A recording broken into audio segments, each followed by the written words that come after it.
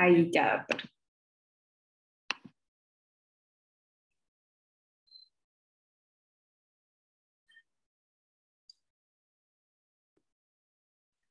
Listo, doctor, ya podemos empezar. Bueno, muy buenos días para todos. Gracias por acompañarnos. Hoy tenemos un tema muy interesante que son los implantes intraorbitarios, intraoculares que empleamos para los pacientes que por alguna razón pierden su globo ocular y debemos hacer la evisceración, la enucleación de estos pacientes y la importancia que van a tener los implantes intraoculares para el desarrollo y después rehabilitación de estos pacientes.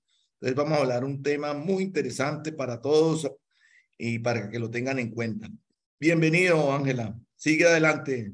Ella es la residente del Servicio de Oftalmología de la Pontificia Universidad Javeriana Cali, que está con nosotros. Bienvenida, Ángela.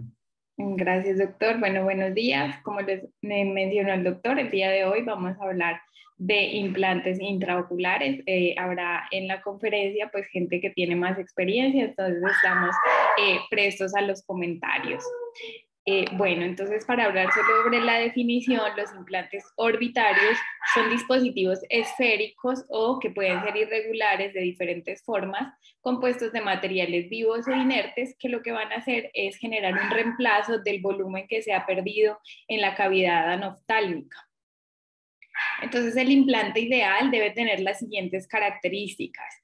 Imitar el globo normal tanto como sea posible, debe reemplazar un volumen orbital suficiente pero no superior a lo esperado, debe ser no antigénico y biológicamente inerte para que este sea bien tolerado, debe ser de buen tamaño pero también intentar de que sea de un peso ligero para evitar lesión a los tejidos y que la construcción de la cavidad al momento de implantarlo sea sencilla. Además debe permitir que la prótesis externa se pueda adaptar generando una sensación de cámara anterior formada adecuadamente con una buena calidad estética. Puede tener una estructura porosa para permitir el crecimiento fibrovascular y una mejor estabilidad. Sin embargo, vamos a ver a lo largo de esta charla que pueden haber otro tipo de implantes intraoculares. Además, debe intentar proporcionar motilidad que va a ser transmitida a la prótesis con el fin de generar algo de movilidad de la prótesis externa y que pues este implante se note menos cuando otras personas están conversando o haciendo vida social con nuestros pacientes. Y además se debe intentar que tengan las tasas mínimas de extrusión, de infección o de inflamación u otras complicaciones que se puedan presentar. Entonces, al extraer el globo ocular se van a dar unos cambios a nivel de la órbita que consisten principalmente en una pérdida de 7.2 centímetros en adultos. Esto puede ser variable. Además va a haber una movilización del tejido orbitario y de la grasa adiposa, que es lo que pues también permite esa formación y esa calidad del globo. Además se va a generar una contracción de los músculos extraoculares, por eso la motilidad posterior puede ser muy difícil de lograr. Va a generar una eversión de la cápsula de Tenon, una superficie posterior cóncava y puede generar un secundario drenaje lagrimal alterado. Entonces, como les decía, la enucleación o la evisceración de un ojo nos va a generar un déficit de volumen orbitario que va a variar entre pacientes, entre un paciente a otro, por eso pues se debe hacer un tratamiento individualizado, no se puede generalizar este implante para todos, ya que no solo va a variar la edad, sino también el género y esto pues va a cambiar en ese volumen que se debe reemplazar. Sin embargo, el promedio de reemplazo que se requiere es un volumen esférico o de otras formas de implante aproximadamente de 6 a 7 milímetros, dependiendo, como les decía, del tamaño del globo ocular o de la ausencia del mismo de cada paciente. Este déficit se puede compensar parcialmente con el implante orbital.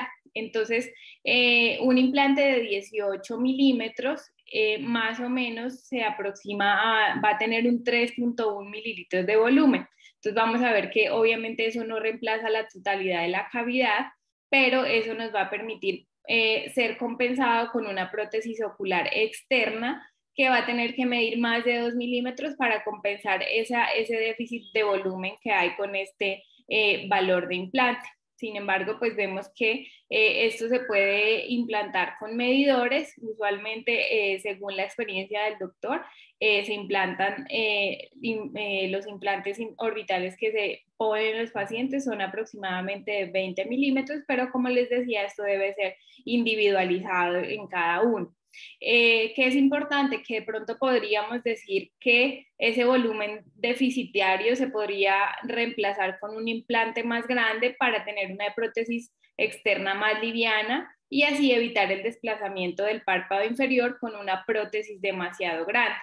Sin embargo, vamos a ver que tener un implante orbitario demasiado grande nos va a tener algunas desventajas y estos van a ser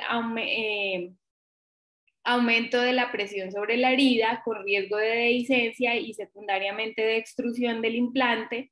Además, esos implantes demasiado grandes van a requerir mayor tiempo para la vascularización y para la adaptación al paciente y podría disminuir la motilidad, que como les decía es difícil de lograr, puesto que puede quedar una insuficiencia para colocar algunos anclajes que son los que van a permitir mayor motilidad en algunos pacientes e incluso pues dejar un espacio insuficiente para adaptar la prótesis externa y generar pues un defecto cosmético secundario importante para el paciente. Entonces, ¿qué ocurre si no se coloca el implante orbitario o se pone un implante orbitario de tamaño insuficiente? Entonces va a tener que colocarse una prótesis más grande con el fin de compensar pues este déficit. Y esta colocación de prótesis más grande pues puede generar primero un enoftalmos, ya que de pronto uno se va a poder hacer una prótesis demasiado amplia para compensar ese defecto de volumen. Va a generar además una deformidad del surco palpebral superior, un estiramiento a nivel del párpado inferior que puede hacer que la prótesis se caiga, un desplazamiento posterior-inferior de la prótesis. Entonces vamos a ver que en el paciente no habrá simetría y el músculo elevador del párpado superior pierde el eje de acción y esto va a empeorar la deformidad del surco palpebral superior y pues va a ser a generar, como les mencionaba, un defecto cosmético más visible. Entonces el implante orbitario se puede colocar de manera primaria o de manera secundaria. De manera primaria es el momento ideal para la implantación y es decir que esto se debe hacer en el mismo procedimiento quirúrgico que correspondería a la enucleación o evisceración, pero pues obviamente no se podría colocar si existen algunas contraindicaciones como una infección, un trauma ocular o orbitario demasiado grave que pueda comprometer la vida del paciente. Entonces en ese caso no es lo más importante la colocación del implante. La colocación del mismo pues va a generar mejores resultados postquirúrgicos y va a disminuir la probabilidad de procedimientos quirúrgicos posteriores que el paciente pueda requerir para mejorar esa pérdida de volumen.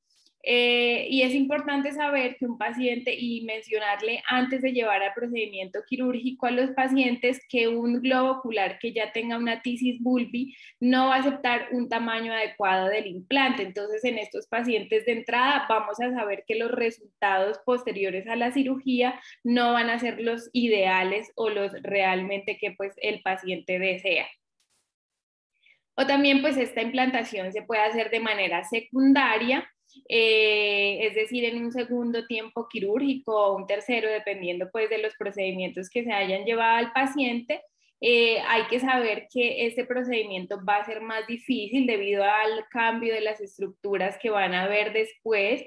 Los resultados van a ser menos predecibles, puesto que si el cirujano, por ejemplo, no es quien operó primariamente al paciente, pues va a encontrar que un desconocimiento de la cavidad como tal. Usualmente se hace también cuando se requiere una extracción del implante primario debido a alguna complicación y esta va a tener mayor riesgo de requerir procedimientos quirúrgicos adicionales debido a que puede quedar un déficit de volumen residual, pueden haber adherencias, quistes conjuntivales o mala posición de los párpados. Entonces es importante aquí conocer el mensaje que siempre que se pueda, cuando se evacúe un globo ocular, se debe reemplazar el volumen con un implante. Entonces, también es importante conocer la rehabilitación ideal, que es una cavidad con un implante centrado y con volumen adecuado, intentar la mayor motilidad posible. Posterior al procedimiento, inmediatamente se debe colocar un conformador y la adaptación de una prótesis definitiva que no debe realizarse de manera inmediata, sino aproximadamente 2 meses posteriores al procedimiento quirúrgico, que es el promedio en que el paciente ya ha cicatrizado completamente y pues que no haya cuadros inflamatorios que se pueden desencadenar no solo por el procedimiento quirúrgico, sino por el solo tener el implante o el cuerpo extraño en el paciente. Entonces, las opciones para implantes orbitarios históricamente han sido muchas, como podemos ver en esta imagen. El primero que se implantó fue un implante de vidrio y como vemos, pues también se han implantado de otros elementos que pueden ser de tejidos humanos o también se han implantado de tejidos animales y de cualquier tipo pues, de elemento que se les ha ocurrido a lo largo de la historia, pero intentando compensar este defecto. Sin embargo, los que vemos en la parte inferior, que son los de hidroxiapatita, biocerámica, polietileno poroso, son los que más se usan hoy en día. Entonces, como les decía, pues el implante pretende, tiene unos objetivos como tal, que son reemplazar la pérdida volumétrica de esa órbita que al extraer se perdió, mantener la estructura de la órbita, generar movilidad en la prótesis, que sean materiales inertes que impidan la migración del mismo y este va a vascularizar de 6 a 12 meses, pero eso va a ser variable dependiendo del implante. Entonces, ¿por qué es importante reemplazar ese volumen y hacerlo de manera adecuada? Porque eso va a prevenir la retracción de la cavidad anaftálmica, generando un mejor resultado estético para el paciente, lo cual va a mejorar en parte también su autoestima y va a tener una mayor tranquilidad de que la gente no esté pues como mirando solamente su ojo protésico. Entonces, los implantes se pueden clasificar en varios tipos. Estos pueden ser integrados, los cuales a su vez se clasifican en cubiertos o expuestos. Los cubiertos que pueden ser esféricos o irregulares y los expuestos, los cuales tienen un pin de titanio. Estos integrados están diseñados para permitir la unión a los músculos extraoculares, lo cual le permite mayor movilidad y además tiene unas proyecciones en la superficie anterior que le permite tener la prótesis en sincronía con el implante.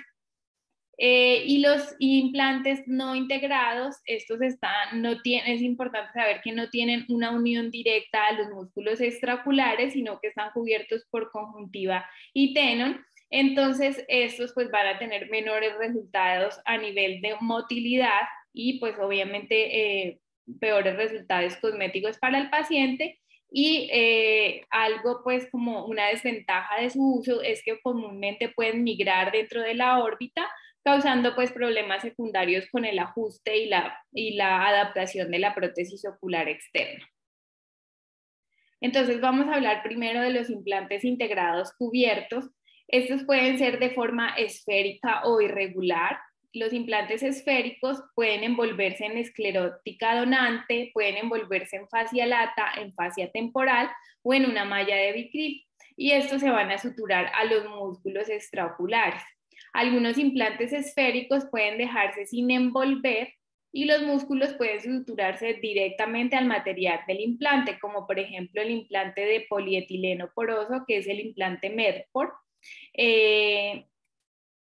También tenemos pues los implantes integrados cubiertos. Entonces tenemos que acá el implante de Roper-Hall, que tiene una tira magnética, como lo vemos en la imagen, lo cual va a permitir un acoplamiento magnético con la tira metálica insertada en la prótesis.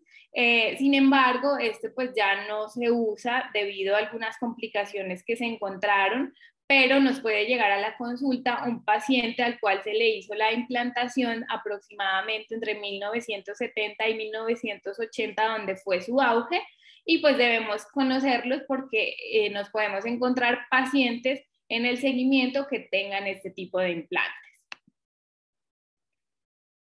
Entonces los implantes integrados expuestos van a tener los músculos unidos directamente al implante, como les decía, ya que una parte del implante está expuesta al ambiente exterior, lo que va a permitir un acople con la prótesis externa.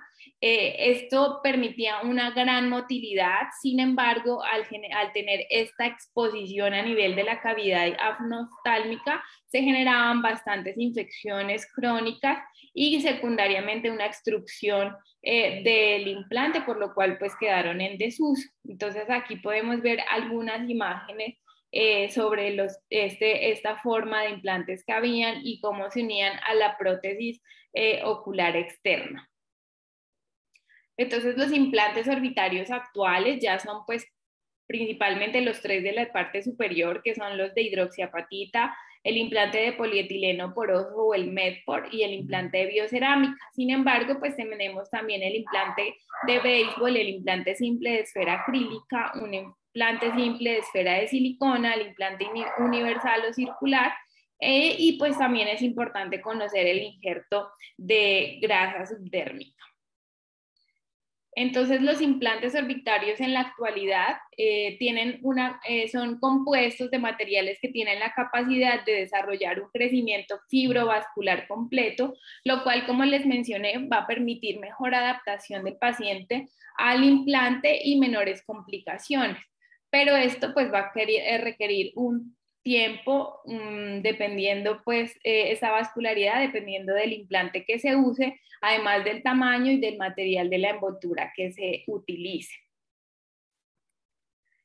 Entonces, las ventajas de ese tipo de implante es que una vez el implante se vascularice, hay menor riesgo de extrusión, va a reducir el riesgo de migración del implante dentro de la órbita, lo que se ocurría con otro tipo de implantes, mejor motilidad de la prótesis ocular externa y mejor soporte de la misma. Hay menor probabilidad de que el párpado mejor soporte del párpado inferior sobre la prótesis ocular externa, y esto va a reducir la inestabilidad del ojo protésico externo y una mejor pues movilidad del mismo. Además van a disminuir el riesgo de que el paciente sea llevado a procedimientos quirúrgicos adicionales y además de correcciones de malposición del párpado inferior generada secundariamente pues por ese peso o por esa alteración en los injertos, sobre todo externos, que se requieran poner al paciente. Son usualmente de inserción fácil y rápida y tienen tasas de complicaciones muy bajas. Sin embargo, es importante saber que estas tasas de complicaciones son menores cuando el cirujano pues tiene alta experiencia. Las desventajas pues es que tienen mayores costos, que a veces requieren un segundo procedimiento, que es como un sitio de anclaje para permitir la movilidad. Puede requerir además otros procedimientos para modificación de las prótesis externas, y pues esto va a generar gastos adicionales en exploración que alguna vez se hace de vascularización, y pues puede tener algunas complicaciones menores como granulomas, pero como les decía, el riesgo de destrucción es mucho más bajo. Entonces los resultados de la implantación primaria van a ser muy buenos, con una tasa de destrucción del implante de menos del 1%, y la implantación secundaria va a tener resultados menos predecibles. Además puede tener alteración de la anatomía, retracción y cicatrización diferente, debido a que ya el paciente ha sido llevado a otros procedimientos quirúrgicos, y estos resultados pues van a variar dependiendo del implante utilizado y de la patología del paciente, y la motilidad pues va a ser variable en cada uno de ellos. Entonces aquí vamos a hablar de los implantes alternativos que tenemos. Entonces, pues como les mencioné, a lo largo de la historia han habido diferentes tipos de implantes. Entonces tenemos de vidrio, de acrílico, de silicona, microporosos, de aluminio, y pues el dermograso.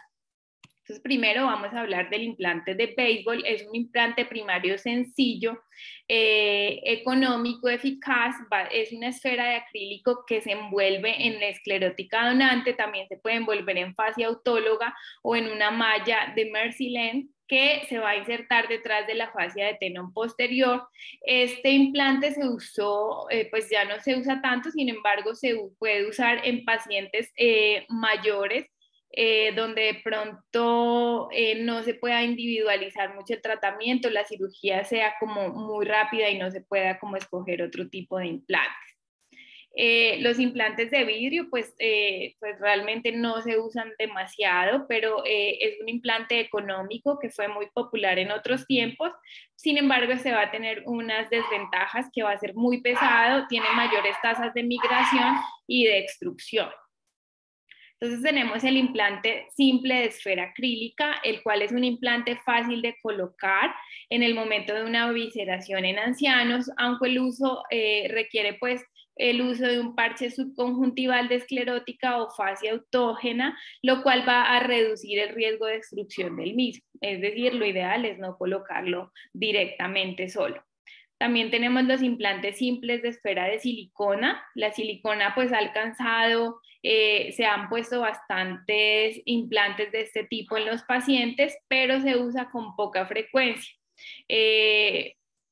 Las ventajas de este son que es económico, que puede estar disponible en cualquier centro quirúrgico, y este pues que es estable con el tiempo. Sin embargo, este va a tener desventajas similares a los anteriores, que es la migración debido a la composición de este implante. Este no se epiteliza, no vasculariza bien, entonces va a tener mayor riesgo de extrusión y va a dificultar la adaptación de la prótesis externa. Tenemos entonces el implante de hidroxiapatita, el cual está muy cerca de ser el implante cubierto ideal. Es importante saber que la hidroxiapatita es un compuesto de hidróxido fosfato de calcio que tiene múltiples poros interconectados, aproximadamente de 500 micrones de diámetro. Es un material biocompatible, no tóxico y no alergénico, lo cual disminuye el riesgo de complicaciones asociadas, y es reconocido por los tejidos adyacentes como similar al hueso esponjoso humano, por lo cual este va a vascularizarse mucho mejor, volviéndose con la cicatrización más fijo, ya que el tejido crecerá adyacente a él y generando pues mejores resultados. Entonces este va a tener unas ventajas, que es liviano, que se incorpora al organismo, que se vasculariza y epiteliza, que no es identificado como un cuerpo extraño, por lo tanto disminuye la tasa de extrusión y permite el acople con un pin de titanio a la prótesis, o pues con una adaptación de una prótesis ocular externa de manera adecuada. Sin embargo, como los demás implantes, pues también tiene algún grado de tasa de extrusión, que es una mayor complicación pues más grave. Entonces aquí vemos un implante esférico de hidroxiapatita cubierto con una malla de Vicryl, es decir, se puede colocar también con una cubierta, con el fin de fijar esto a los músculos extraoculares y lograr una mayor motilidad posterior del paciente. Tenemos también el implante esférico microporoso de polietileno, o el Medport. Es un implante sintético de alta densidad, poroso, que aproximadamente tiene de 100 a 400 micras en promedio, lo que permite pues también la adaptación al tejido y la vascularización adecuada. Este implante pues va a tener unas ventajas, que es de bajo peso, se vasculariza bien, tiene una buena epitelización, tiene la posibilidad de colocar un articulador externo para fijar a la prótesis y se moldea fácilmente. Sin embargo, también tiene riesgo de extrusión del implante y de infección asociada, debido pues sobre todo cuando se colocan articuladores. Aquí pues en la imagen podemos ver que este tipo de implantes pueden traer sus propios acopladores o insertores dentro de la cavidad orbitaria, que son como lo vemos en la imagen. También tenemos entonces el implante cónico microporoso, que también es un implante de hidroxiapatita, que como les mencioné es una sal de fosfato de calcio que forma parte del hueso y deriva de un género del coral. Ese carbonato de calcio se va a transformar en fosfato de calcio mediante reacción hidrotérmica y eso es lo que va a permitir la mejoría de la adaptación de esta prótesis. Sin embargo, la diferencia con este pues es la forma diferente al esférico. Entonces este va a tener unas ventajas, que es de bajo peso, se vasculariza bien, disminuye la tasa de depresión del surco palpebral, sin embargo también se puede desalinear y extruir. Tenemos también este implante de biocerámica que no es muy utilizado, es de un material poroso, resistente, no quebradizo, está hecho en aluminio 203, tiene poros interconectados altamente uniformes de aproximadamente 500 micras de tamaño y este va a mejorar el crecimiento fibrovascular interno, va a permitir una unión segura a los músculos extraoculares, evita la migración y mejora la motilidad del implante. Y tenemos los implantes irregulares de PMMA, que son los tipos Universal, Lowa y Allen, y tienen unas desventajas que son una superficie irregular, lo cual va a generar una erosión conjuntival y por ende un cuadro inflamatorio secundario, dificulta la adaptación de la prótesis, puede generar rotación de la misma y extrusión del implante. Y pues tenemos este implante orbitario expandible, que realmente es un implante que está en proceso de producción comercial. No encontré si realmente ya se ha usado en demasiados pacientes. Y este implante pues tiene un portal anterior de inyección, además tiene unas ranuras de colocación de músculos rectos, que es donde se van a fijar los músculos extraoculares.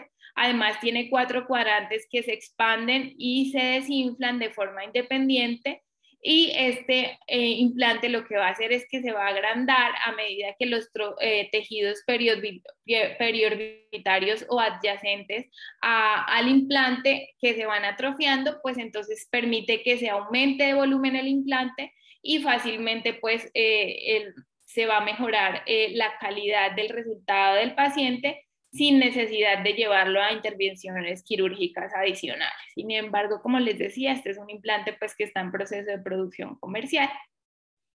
Y finalmente, pues vamos a hablar del injerto dermograso. Este injerto dermograso pues está compuesto de dermis y tejido celular subcutáneo. Usualmente se extrae del abdomen inferior o del cuadrante inferoexterno del glúteo. Es un injerto autólogo y pues por ser del mismo paciente es altamente biocompatible.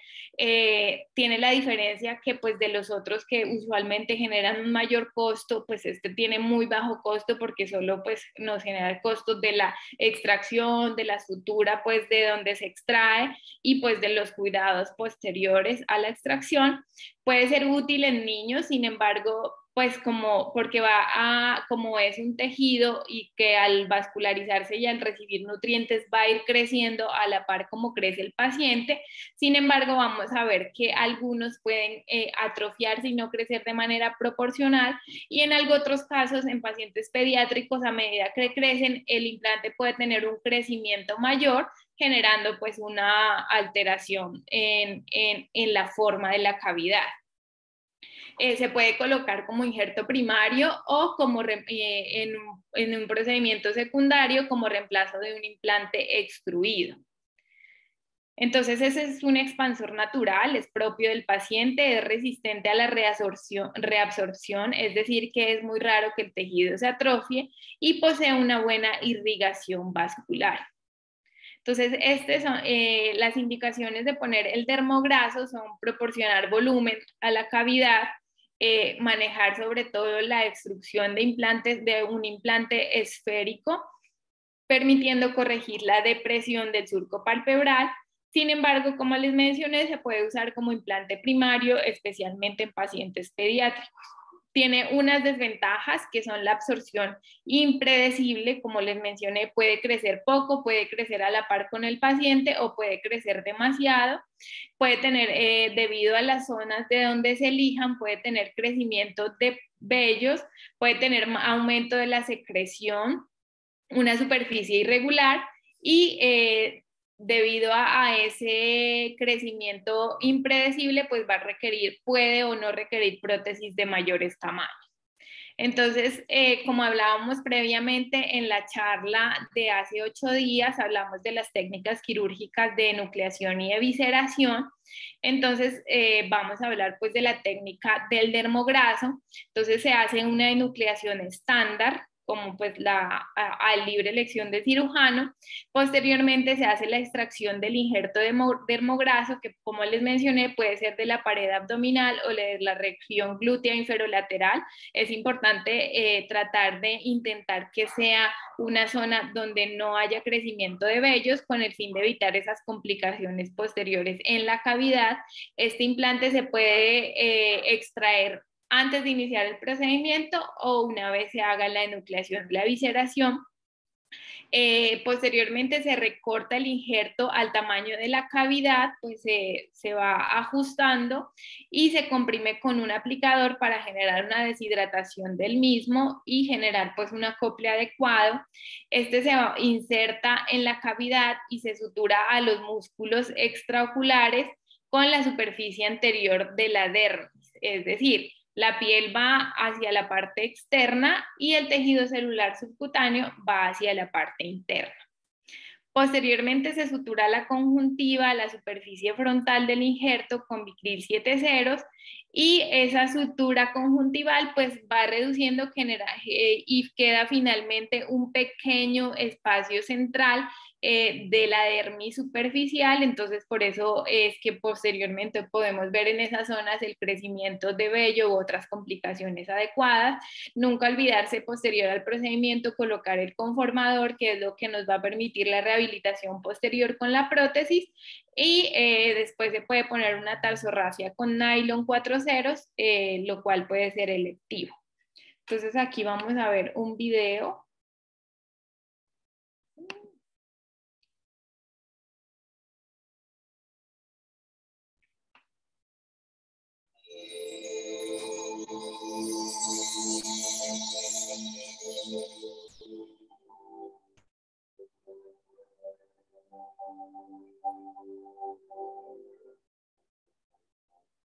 Esta pues como podemos ver es una implantación de un dermograso secundaria.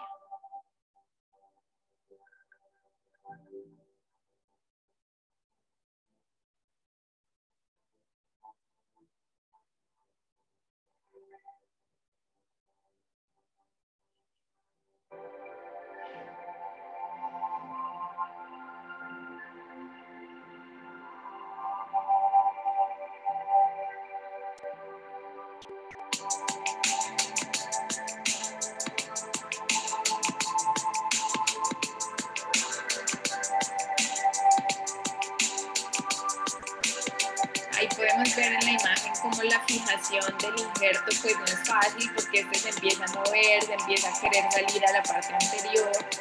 Entonces hay que irlo fijando por cuadrantes.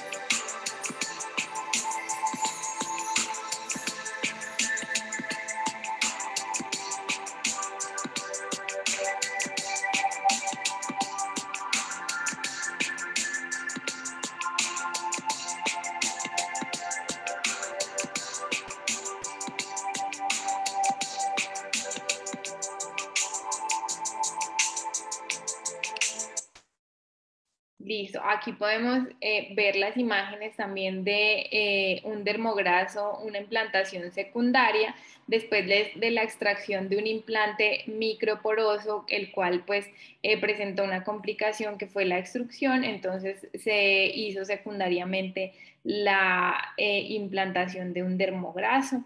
Así es pues como, pues aquí está el injerto, aquí es como se colocó, este es el resultado final y aquí pues vemos cómo finalmente se debe poner siempre un conformador para generar esa forma de los fornix y permitir la rehabilitación posterior del paciente. En cuanto a la rehabilitación postquirúrgica, entonces se debe adaptar una prótesis ocular externa, la cual se va a colocar cuando la dermis haya epitelizado completamente, lo cual ocurre entre 6 a 8 semanas después del procedimiento quirúrgico. Esto puede ser más dependiendo de cada paciente.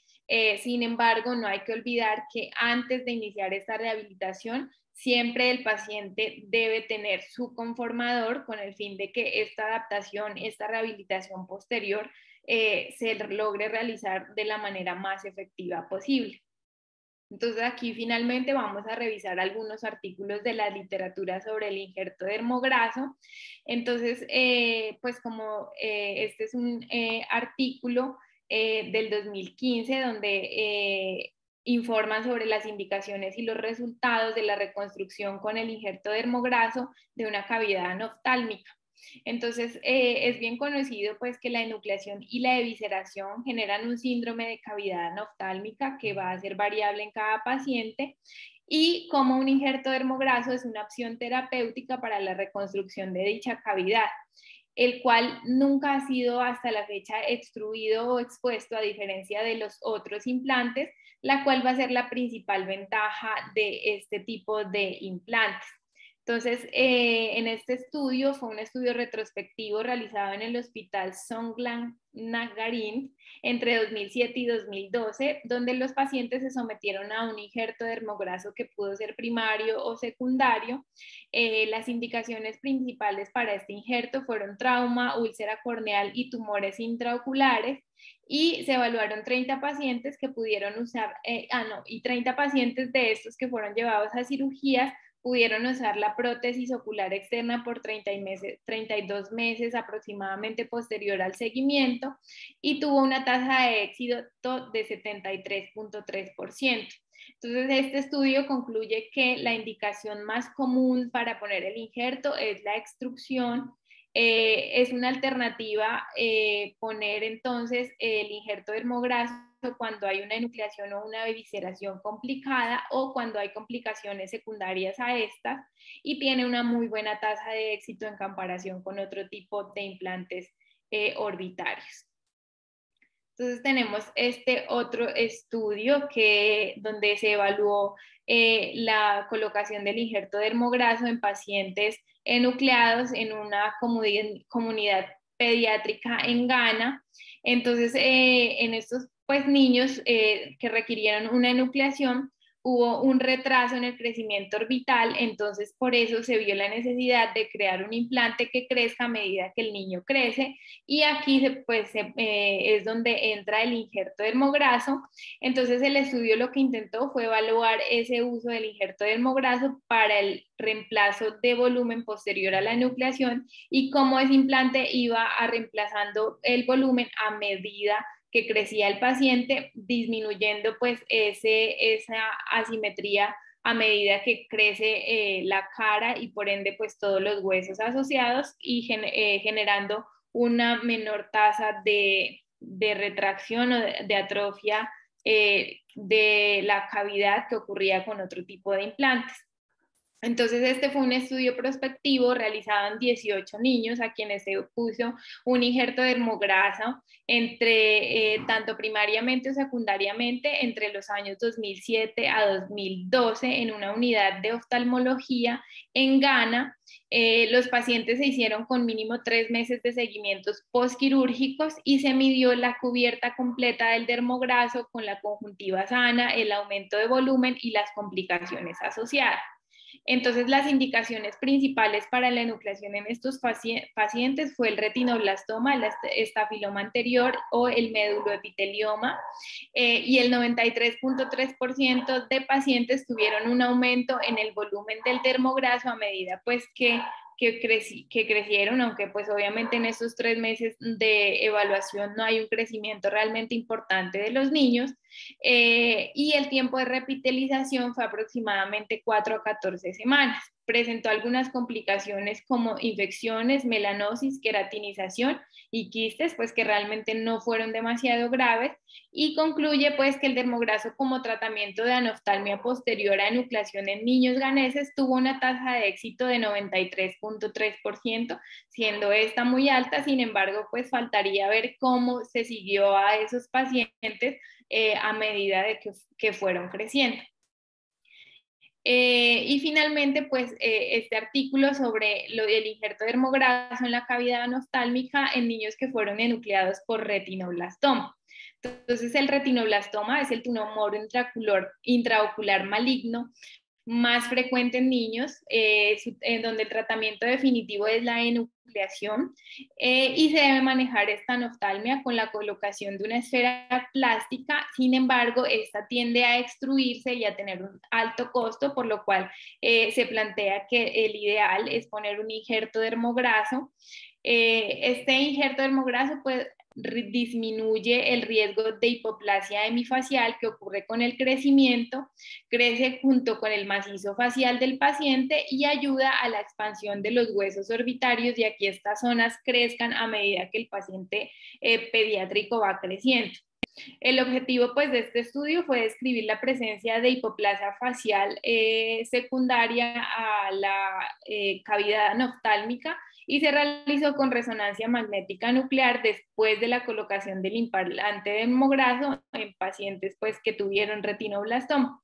Entonces, como bien les dije, pues se utilizaron pacientes enucleados posterior al diagnóstico de retinoblastoma, y se hicieron resonancias magnéticas seguidas entre los años 2010 a 2012 posterior a la colocación del injerto dermograso, midiendo además el crecimiento facial y la cosmética y simetría posterior de los pacientes. Entonces, 12 de los pacientes estudiados a los 24 meses, ninguno presentó hipoplasia hemifacial, presentando un buen resultado cosmético y una adecuada adaptación protésica externa, y no se presentó ninguna complicación asociada. Y concluye finalmente que el injerto dermograso es una buena opción para la cavidad anoftálmica en pacientes a quien se realiza enucleación por retinoblastoma. Entonces, estas son algunas imágenes que presenta el artículo, donde vemos pues tanto las imágenes por resonancia magnética y como sí obviamente se ve una asimetría, pero no se ve una diferencia entre el bajo crecimiento de la cavidad orbitaria de los pacientes. Entonces aquí podemos ver otra imagen, tanto de resonancia como del resultado cosmético de los pacientes, pues que va a ser muy bueno.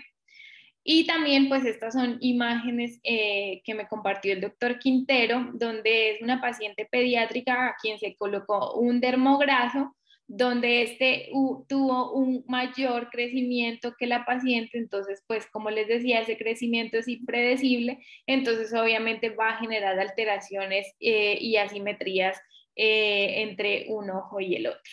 Y ya eso sería todo por el día de hoy. Bueno, Ángela, súper, muy bien. Hoy sí tenemos muchos invitados que saben demasiado. Por ahí está el doctor José Garote desde Chile. Está Lucero en Barranquilla, que ella es peruana, está haciendo el fellow actualmente en Barranquilla. Está Natalie Tejada desde Ecuador que nos visita.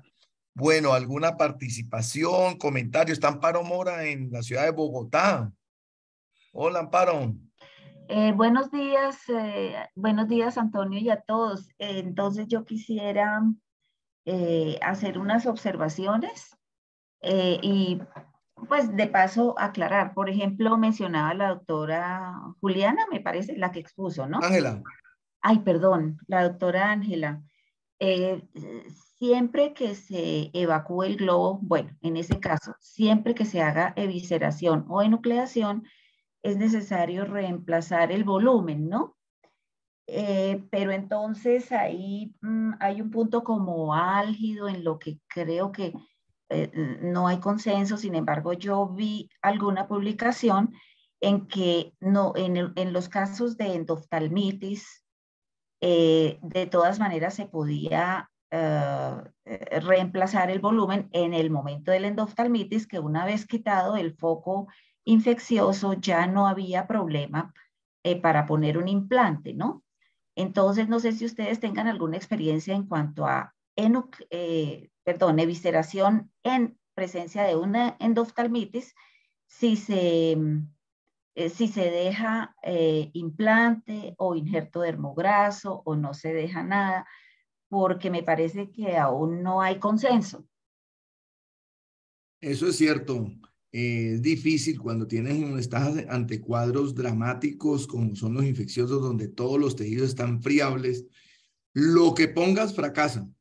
Así de sencillo es. Entonces, pues yo soy de los que opto por tratar de colocar de una vez el implante, así me lo extruya, pero creo que cada vez que uno entra, uno sabe que falla. Entonces son los pacientes que tardíamente pues hacen la extrusión rápida, o sea, a los 2, 3 meses ya extruyen el implante o a los 2 días y después no deja a ese paciente tranquilizarse para hacer un injerto dermograso secundario. La otra opción es no colocarle absolutamente nada. No sé, entre los que estén participando, alguien que quiera, que tenga experiencia también con eso. José, tú en Chile, ¿qué experiencia tienes con estos tipos de casos?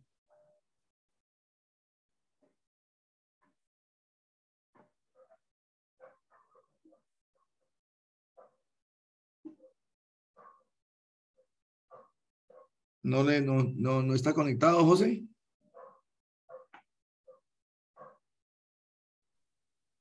Doctora Andrea está levantando la mano. ¿Escuchas? Dale. Dale, José. Hola. ¿Me escuchas? Sí, ahí sí. Ah, no sé qué pasaba. Bueno, gracias por la invitación, Antonio, y felicitar a la doctora, muy completa su exposición, la doctora Ángela. La verdad, bueno, algunos puntos en lo que la doctora recién conversaba. La verdad es que yo, aunque haya endoftalmitis, yo intento poner el implante, eh, ya sea siliconas, o sea, con algún implante o dermograso, si se permite, pero trato de hacerlo de forma primaria.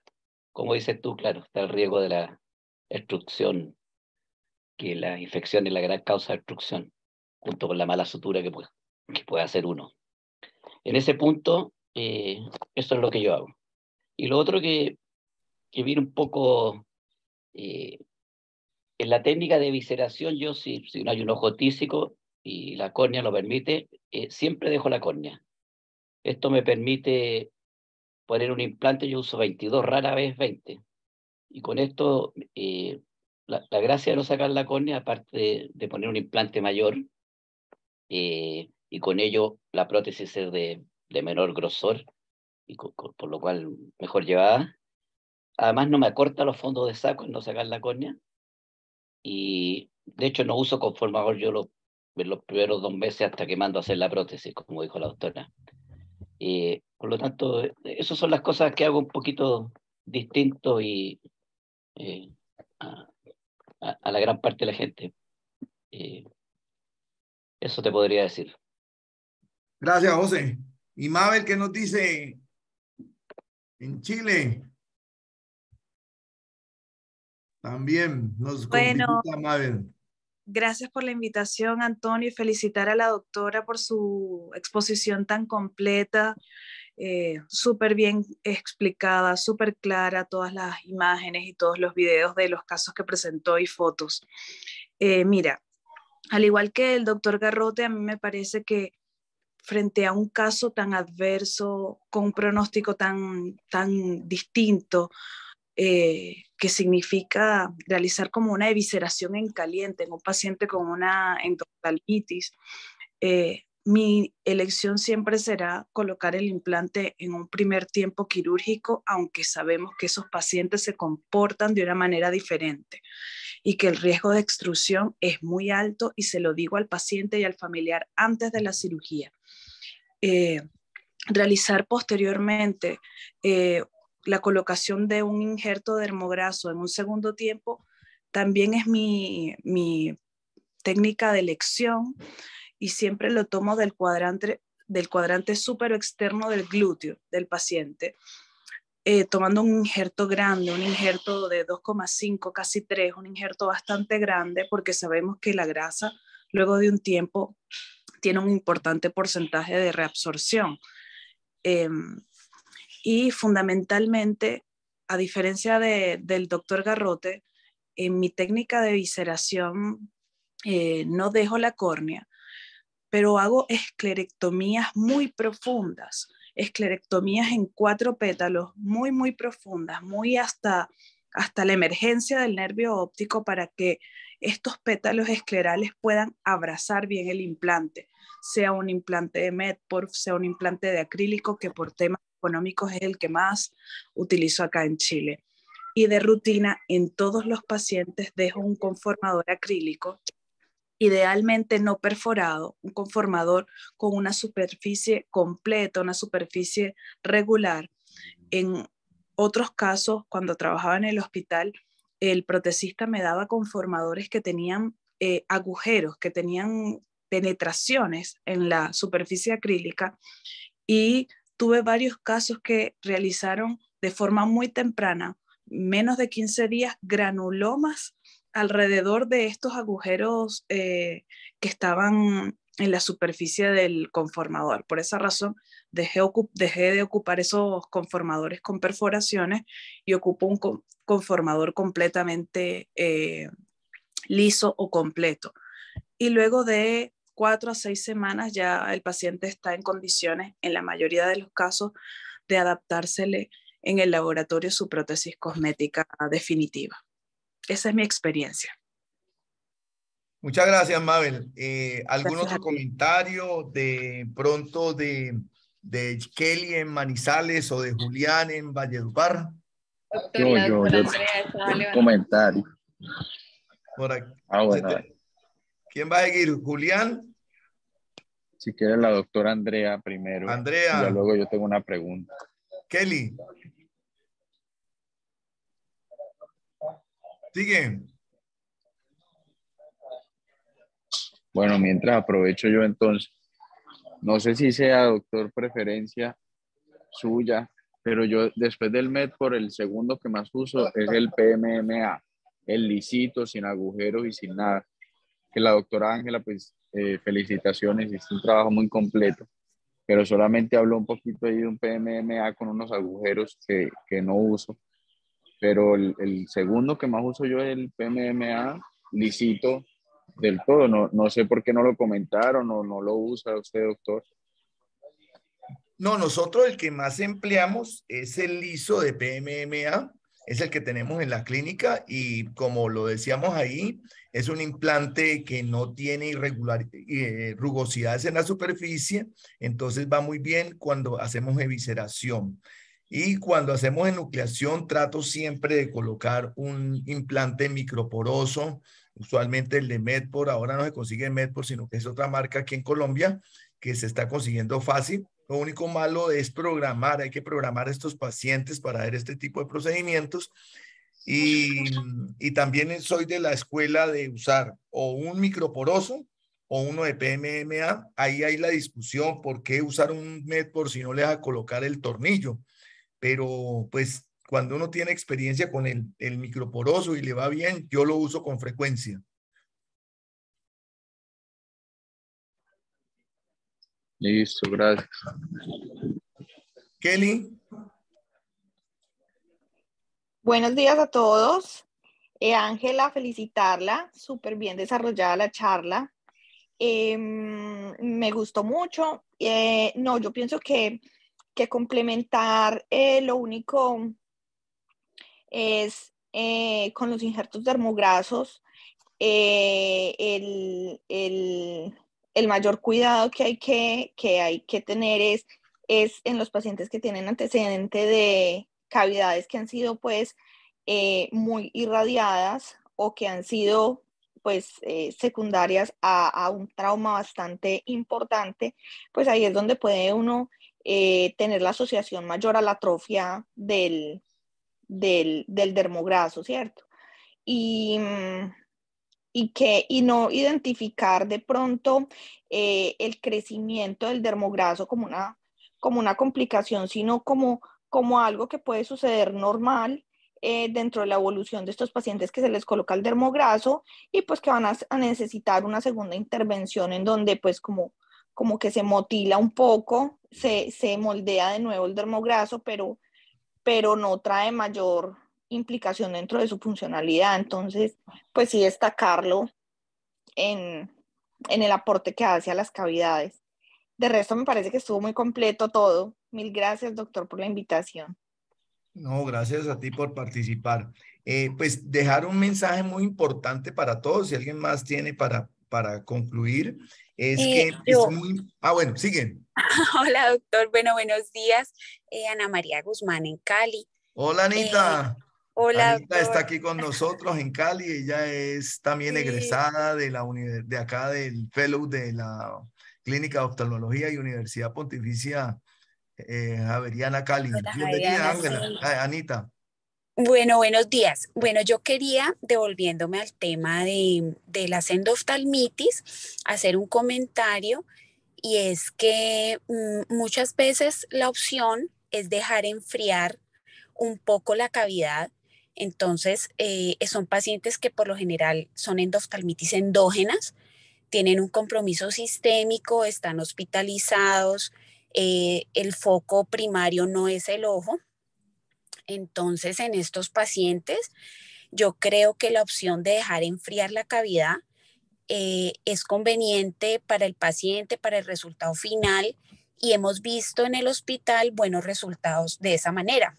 O sea, esperar un poco que el proceso, que baje la quemosis, el edema palpebral, que los signos inflamatorios orbitarios disminuyan para ahí sí entrar, hacer la evisceración, poner el implante y de pronto tener un mejor éxito, un resultado mejor.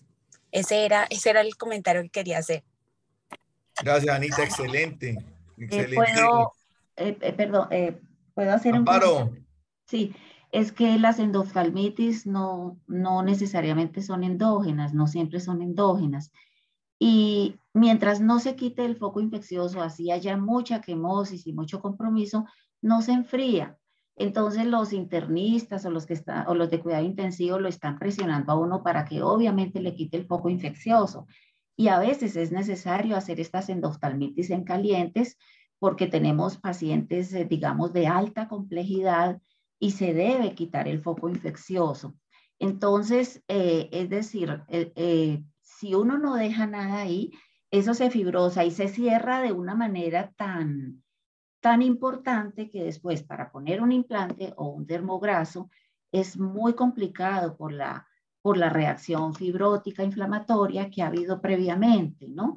Entonces creo que en cuanto a eso hay controversia, ¿no? Correcto. Sí, sí. Son puntos difíciles. Cada paciente, pues hay que independizarlo. Y como para redondear un poquito la idea, pues el mensaje que queremos dejar es que todos los residentes que están ahorita conectados, tener en cuenta que si ustedes donde estén tienen que hacer una evisceración o en una enucleación, no se olviden de hacer la reconstrucción primaria. El éxito de la rehabilitación con los protecistas, nosotros los que hacemos las prótesis, que tenemos aquí a un gran grupo de compañeros que hacen prótesis, es que si nos llega un muñón con dificultades, que tiene acortamiento de los fondos de saco, que tienen en oftalmos una atrofia generalizada de la órbita, las prótesis, por magos que seamos, no se pueden adaptar adecuadamente. Entonces, es un tratamiento conjunto donde el cirujano debe tratar de dejarle en las mejores condiciones la órbita para que haya volumen. Entonces, siempre el mensaje, colocar implantes orbitarios. Que no hay de PMMA, que no hay microporosos, pues hay que colocar entonces un injerto dermograso primario. No es lo ideal en mis manos. Yo pensaría que para mí, experiencia es que primero coloco un implante esférico y después dejaría como para las complicaciones los dermograsos. Pero si no tengo nada, pongo un dermograso primario porque uno le va muy bien con el dermograso. Entonces, ese es uno de los mensajes. Segundo, nunca olviden colocar el conformador. Si estos pacientes, ustedes le hacen una cirugía divina y no le colocan conformador, y hay un foco infeccioso, hay un foco inflamatorio. Esa cavidad acortando los fondos de saco, pueden producirse adherencias en los fondos de saco y se acortan los fondos de saco. Después nos toca entrar a cirugía, hacer expansiones de los fondos de saco. Entonces, siempre colocar conformador. Y cuando estemos ante pacientes que, pues, cuando estamos en cursos, tenemos esta gran discusión, todos me corroboran, Amparo, Kelly, Mabel, que hablan de que uno cuando coloca implantes, no recubrirlos. En mis manos, siempre recubrir los implantes orbitarios. Si usted hace una enucleación, ponga esclera de banco de ojos, ponga un Vicryl, una malla de Vicryl, lo que sea, pero yo le hago recubrimiento siempre a los implantes porque la instrucción, la rata de instrucción se aumenta si el implante no es un implante microporoso que se deja ahí. Si es un implante microporoso, si hay la escuela de no cubrirlos. Yo también cubro los implantes microporosos, les hago ventanas posteriores para que se vascularice rápidamente. Entonces, el mensaje en mis manos, para los que les gusta hacer esto, que son todos los que estamos aquí, es recubrir los implantes orbitarios. Sería, no sé si alguno quiere aportar algo más. Amparo, Mabel, Kelly. Doctor, buenos días, doctor. Andrea, hola. ¿Cómo está? Bien, ¿cómo estás? Bien, gracias, doctor. Sí, yo quería decir algo, estoy de acuerdo con la doctora Mora. Los casos de endoftalmitis, yo también siempre dejo implante. Algo importante, hace algún tiempo hice una revisión sobre eso y lo que puedo encontrar es que es importante dejar siempre la esclera como barrera para que no vaya a haber un paso hacia el resto de la órbita. Yo lavo la cavidad con vancomicina y luego coloco un implante, pero trato de hacerlo de un tamaño pequeño para que no se vaya a obstruir en lo posible. Y realmente pues me ha ido bien con ese tema. Sí, correcto. Amparo. De acuerdo contigo, eso ya está reportado por el hecho de que los implantes que no son recubiertos se extruyen e incluso hay reportes con cortes histológicos en donde se ve cómo las pequeñas espículas que puede tener un implante no recubierto van inflamando, lesionando el tejido, la conjuntiva, hasta que se extruyen. Entonces, así tenga espículas o no, hay mayor rata de extrusión en los implantes que no son recubiertos. Y otro comentario que quería hacer en cuanto a que es necesario usar conformador, diría más que necesario, es imprescindible o si no se cierran los fondos de saco, pero tienen menos probabilidad de cerrarse puesto que se conservan más en procedimientos de evisceración. Es decir, no hay tanto afán, pero en enucleación sí toca poner o si no se cierran los fondos de saco y ahí no tiene uno después dónde colocar una prótesis. Bueno, muchísimas gracias para todos. Yo creo que vamos a terminar. Gracias, Ángela María. Excelente el tema y muchísimas gracias a todos nuestros invitados que nos acompañaron. Un tema muy interesante que tiene muchos comentarios de todos de parte de ustedes. Muchas gracias y feliz semana para todos. Muchas gracias. Nos vemos. Gracias, hasta luego.